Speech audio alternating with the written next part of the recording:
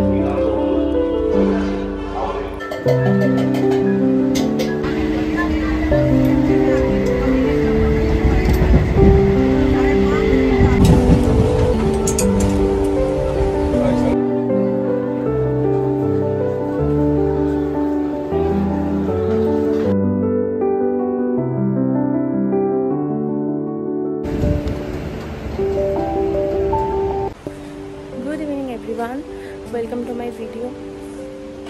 খুব গরম এখানে, এখন মনে হয় 6টা বাজে। এখন আমি পিজি যাচ্ছি। তো আজকে সারাদিনটা এইভাবেই কাটলো। চলো পিজি গিয়ে দেখা হচ্ছে।